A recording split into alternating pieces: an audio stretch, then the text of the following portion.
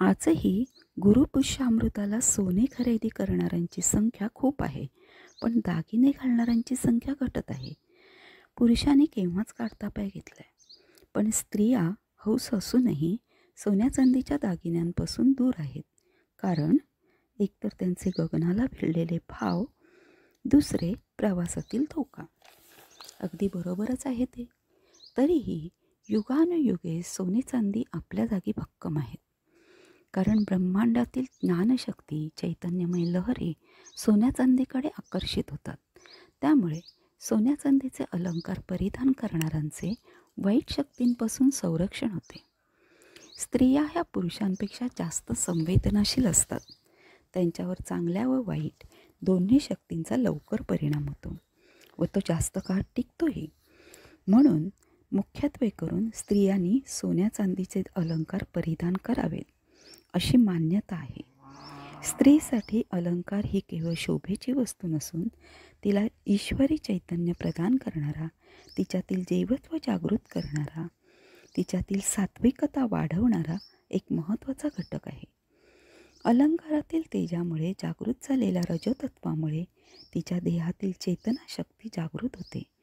या जागृतीमुळे अलंकार लिहिलेली स्त्री सभागृहात आली की वातावरणात उत्साह संचारतो. भूमीपासून 7-8 फूट वरच्या दिशेने कार्य करणाऱ्या प्रभावी वाईट शक्तींपासून रक्षण होण्यासाठी अलंकार सोन्याचे असावेत. पृथ्वी व आप यातून निघणाऱ्या त्रासदायक लहरींपासून रक्षण करण्यासाठी पायातील दागिने चांदीचे असावेत. कर्णभूषणे लोंबती व सोन्याची असावीत. त्यांची ग्रहण क्षमता जास्त असते.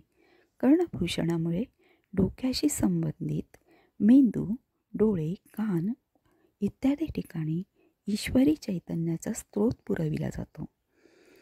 गळ्यातील अलंकार गळ्याभोवती असण्यापेक्षा छातीपर्यंत येणारे असावे. गळ्यातील हारामुळे अनाहत चक्राच्या ठिकाणी संरक्षण कवच निर्माण होते. बांगड्या मोठ्या आकाराच्या रुंद असाव्यात. मोठ्या दागिन्यांमध्ये मोठी कलाकुसर असल्यामुळे ईश्वरी चैतन्य जास्त प्रमाणात निर्माण होते. परिणामी वाईट शक्तींचा प्रभाव कमी होतो. मोठे दागिने आर्थिकदृष्ट्या परवडणारे नसतील तर सोन्याचा मुलावा दिलेलेही चालतात.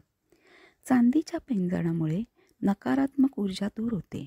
त्याचवेळी त्यातून निर्माण होणारा नाजूक आवाज वातावरणात ऊर्जा व लहरी प्रवाहित करतो. पाय, कंबर, सायटिकांचे दुखणे यावर चांदीचे पैंजण उपयुक्त आहेतच, पण स्त्रीच्या आगमनाची वर्दीही देतात.